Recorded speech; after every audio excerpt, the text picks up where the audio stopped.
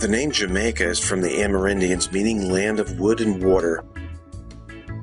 It took about 2 centuries after discovery before the true shape of the island appeared on maps. The largest city in Jamaica and the capital of the country is Kingston. However, in the early years of Spanish and British control, the peninsula Port Royal was the hub of commerce and piracy in the Caribbean. Then in 1692, a great earthquake sent much of Port Royal underwater, as indicated on this map that appeared a few decades later. Just west of Kingston is a low hilly area with dry forest habitat called the Hellshire Hills. It is home to the Jamaican iguana, one of the rarest lizards in the world. Moving on, we come to Portland Ridge, a limestone peninsula and the home of the critically endangered Portland Ridge frog. This fragile ecosystem includes caves and dry forest. Alligator Pond is a fishing village south of Mandeville in the Don Figueroa Mountains. The southern coast is dry, and this region has very little remaining forest because of human activities. The town of Black River sits at the mouth of a river by the same name. It is one of the longest in Jamaica and drains the unique karst region of the Cockpit Country. Jamaican crocodiles and more than 100 species of birds are known from the nearby Black River morass.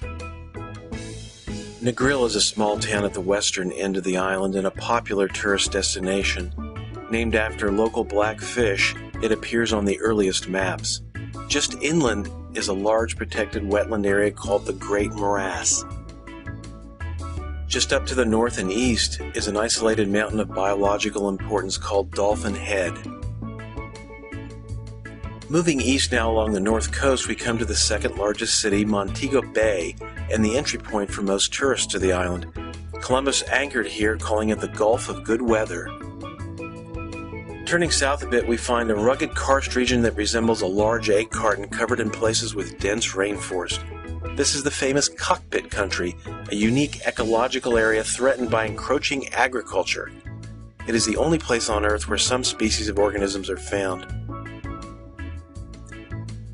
Moving back up to the north coast, we come to Discovery Bay, near the site where Columbus discovered the island in 1494. We also see the red dirt or bauxite being loaded onto ships for processing into aluminum. Bauxite mining is quite visible in central Jamaica because large areas of forest are destroyed in the process, exposing red dirt.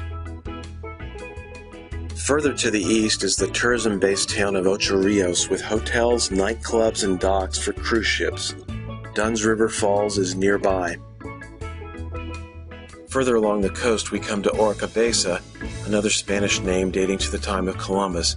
Here, Ian Fleming had a winter house where he wrote the James Bond novels, stealing the spy name from a real Caribbean ornithologist.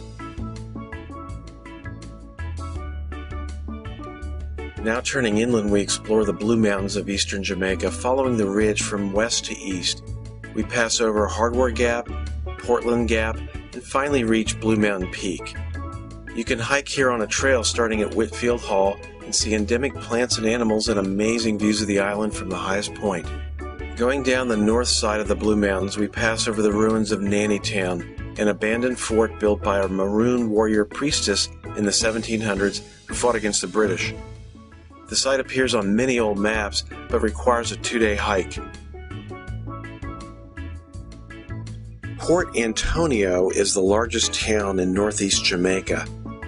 It is the gateway to the Rio Grande Valley, the wettest and most forested part of the island.